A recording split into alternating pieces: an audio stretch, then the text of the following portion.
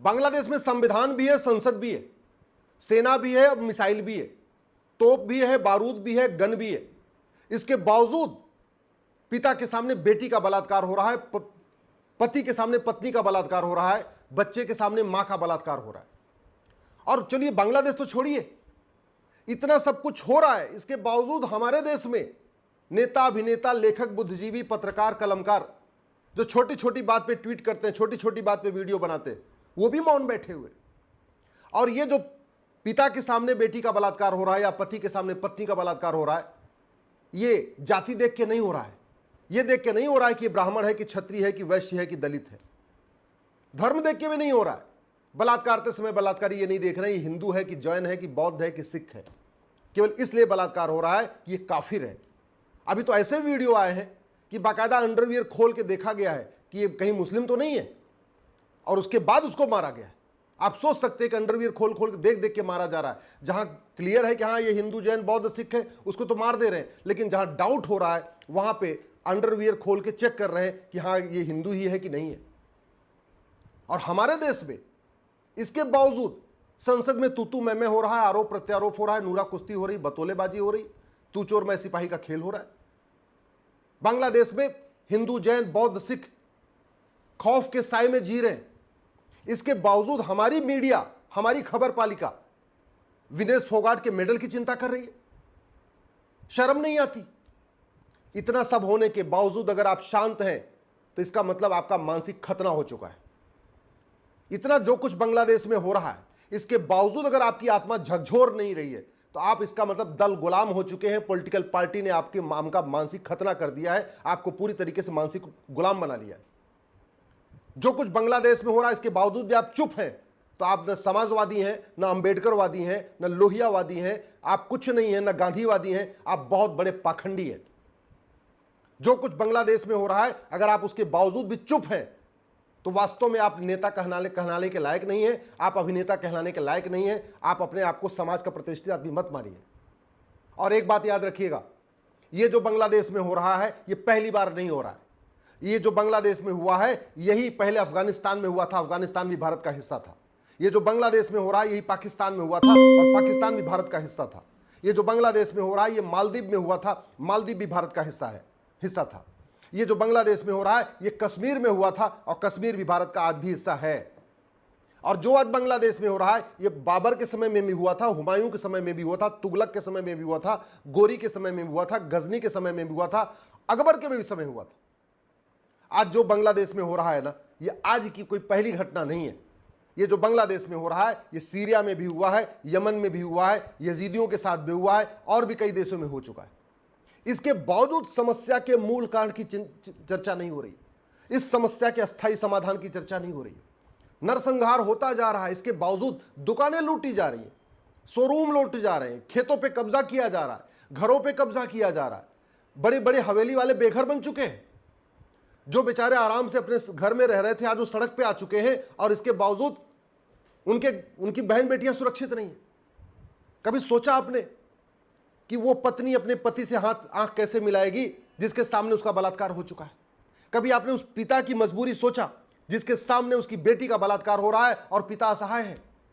कभी आपने सोचा उस बच्चे से अपनी मां कैसे आंख मिलाएगी जिसके सामने उसका बलात्कार हुआ है, सामूहिक बलात्कार हुआ है? अरे कुछ तो शर्म कर लो, कुछ तो अपनी आत्मा को जगा लो। पार्टियों की गुलामी कब तक करोगे? नेताओं की गुलामी कब तक करोगे? और अगर तुम सोच रहे हो कि जो बांग्लादेश में हुआ है ये भारत में नहीं होगा, तुम्हारी बहुत बड़ी भूल है। जो बांग्लादेश में हुआ है वो कश्मीर में हो चुका है, जो बांग्लादेश में हुआ है वो भारत में भी होगा अगर अभी भी तुम दल गुलामी नहीं करोगे, दल गुलामी नहीं छोड़ोगे। अभी अगर तुम्हारा मानसिक खतरा अभी जारी रहा ना तो जो बांग्लादेश में हुआ है वो यहां होगा। मैं हाथ जोड़ के निवेदन कर रहा हूं, छोड़ दो दल गुलामी, छोड़ दो पार्टियों की गुलामी, कठोर कानून की मांग करो। ये जो मुगलिया जो स्कूल चल रहे हैं भारत में, 5 लाख से ज्यादा मुगलिया स्कूल चल रहे हैं जिसमें नफरत सिखाई जा रही है, उनको खत्म करवाने भारत में समान शिक्षा लागू करने की मांग करो। कम से कम 10वीं तक one nation one education board हो, वन नेशन वन सिलेबस हो, वन नेशन वन करिकुलम हो। छोड़ दो पॉलिटिकल पार्टियों की गुलामी।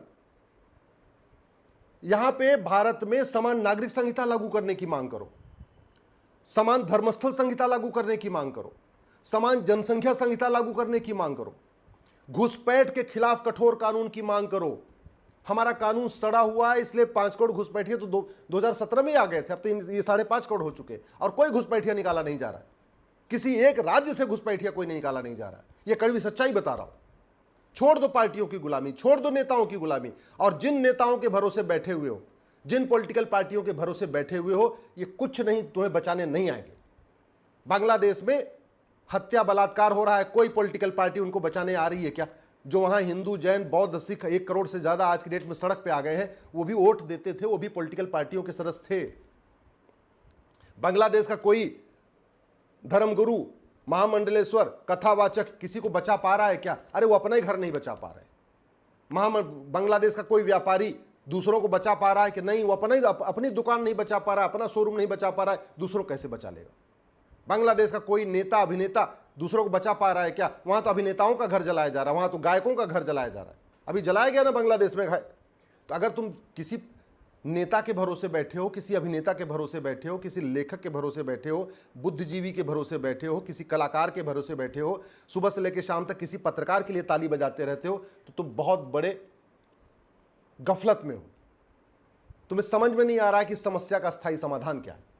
इस समस्या का स्थायी समाधान है भारत में 1 nation 1 education board, 1 nation 1 syllabus, 1 nation 1 curriculum. दूसरा कोई समाधान नहीं। जब तक ये पाक नापाक की सोच खत्म नहीं होगी, तब तक अराजकता खत्म नहीं होगी, तब तक हिंसा बलात्कार नहीं रोकेगा। और पाक नापाक की सोच बचपन से आती है, स्कूल से आती है, इसलिए नफरती स्कूलों को बंद करना पड़ेगा, समान शिक्षा लागू करना पड़ेगा। जब तक ये विशेष दर्जा चलेगा, विशेष तालीम चलेगी, विशेष स्कूल चलेगा, तब तक पाक नापाक की सोच नहीं बंद होगी। पाक नापाक की सोच के लिए समान शिक्षा के समान नागरिक संहिता भी लागू करना पड़ेगा। घुसपैठियों को भगाने के लिए घुसपैठियों और उनके मददगारों की 100% संपत्ति जब्त करने, नागरिकता खत्म करने, आजीवन कारावास, फांसी देने के लिए कानून बनाना पड़ेगा। धर्मांतरण को रोकने के लिए धर्मांतरण कराने वाले और उनके मददगारों की 100% संपत्ति जब्त करने, नागरिकता खत्म करने, आजीवन कारावास, फांसी के लिए कानून बनाना पड़ेगा। अगर हम चाहते हो भारत को बचाना, तो भ्रष्टाचार के खिलाफ कठोर कानून बनाना पड़ेगा, क्योंकि भारत में जितनी अराजकता है, ये सब काले धन के जरिए हो रही है। इसकी सबकी फंडिंग हवाला के जरिए हो रही है, FCRA के जरिए हो रही है। तो विदेशी चंदा नियंत्रण कानून बनाना पड़ेगा। हमारी यंग जनरेशन को जो नशे में डुबोया जा रहा है, बर्बाद किया जा रहा है, उसके लिए नशे के खिलाफ कठोर कानून बनाना पड़ेगा। और खुद भी सोच लो कि जितनी अराजकता बांग्लादेश में है, इतनी अराजकता दुबई में क्यों नहीं है, इतनी अराजकता कुवैत में क्यों नहीं है, इतनी अराजकता अरब में क्यों नहीं है? क्योंकि दुबई, अरब, कुवैत का कानून कठोर है। ऐसा नहीं है कि वहां पे सब लोग रहते हैं वहां पे। आप कभी सुना कि दुबई में किसी हिंदू, जैन, बौद्ध, सिख का घर जलाया गया हो? कभी सुना आपने कि कुवैत में हिंदू, जैन, बौद्ध, सिख का घर जलाया गया हो? कभी आपने सुना कि अरब में हिंदू, जैन, बौद्ध, सिख का घर जलाया गया? नहीं जलाया गया। क्यों? कानून इतना कठोर है। सठे साठ्यम समाचरेत, भय बिन होय न प्रीत। भारत को बचाना है तो भारत में जस्टिस विद इन लागू करना पड़ेगा, कठोर कानून बनाना पड़ेगा और जस्टिस विद इन लागू करना पड़ेगा। भारत में अगर बचाना है तो ये जो जाति का जहर घोलने वाले नेता हैं, भाषा का जहर घोलने वाले नेता हैं, क्षेत्र का जहर घोलने वाले नेता हैं, इनको तिहाड़ में डालना पड़ेगा, जेल में डालना पड़ेगा। और वो जेल में तभी जा पाएंगे जब कठोर कानून होगा। जब तक ये पाखंडी, ये जो हजारों करोड़ की कालाधन, बेनामी संपत्ति इकट्ठा करके और सफेद टोपी पहन के जो संसद में पहुंच रहे हैं, जब तक ये नहीं रुकेंगे, तब तक भारत में अच्छा कानून नहीं बन पाएगा। अच्छा कानून तब बनेगा जब अच्छे लोग संसद में जाएंगे, और अच्छे लोग संसद में तब जाएंगे जब बुरे लोग तिहाड़ में जाएंगे। जब तक बुरे लोग बाहर बैठे हुए हैं, ये अच्छे लोगों को संसद पहुंचने नहीं देंगे। और अच्छे लोग संसद तब पहुंचेंगे जब आप पार्टियों की गुलामी छोड़ोगे, आप नेताओं की गुलामी छोड़ोगे और खुल के बोलना शुरू करोगे, सच को सच बोलना शुरू करोगे। मुझे समझ में नहीं आता, जिनको चुनाव लड़ना है अगर वो मीठा झूठ बोलते हैं, समझ में आती बात। अरे आप क्यों सच, क्यों आपको क्या, आपको चुनाव लड़ना है क्या? आपको पार्षद बनना है कि प्रधान बनना है कि सांसद बनना है कि विधायक बनना है? अगर बनना है तो ठीक है, फिर भी मीठा झूठ बोलते रहो। नहीं बनना है तब तो सच बोल दो, तब तो सही बात बोलो, तब तो कम से कम अपने फेसबुक पे सच्चाई लिखो, अपने ट्विटर पे सच्चाई लिखो, अपने इंस्टाग्राम पे सच्चाई लिखो। फिर क्या दिक्कत है? एक बात याद रखना, दुर्योधन का ननिहाल गंधार भी भारत था, राजा भरत का ननिहाल कैकेयी भी भारत था, मालदीव भी भारत था। हर जगह से हिंदू खत्म हो चुके हैं। भारत के 9 राज्यों से हिंदू खत्म हो चुके हैं। 200 जिलों, 800 जिलों में से 200 जिलों में खत्म हो चुके हैं। 6000 तहसील में से 1500 तहसीलों में ख़त्म हो चुके हैं।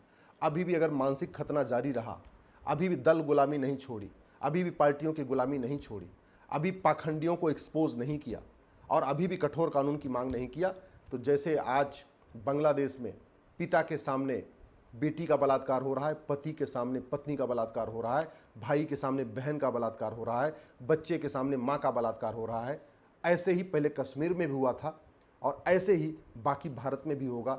साजिश बहुत तगड़ी है और उस साजिश का एक ही तरीका है, अधर्म का नाश करने के लिए कठोर कानून बनाए जाए।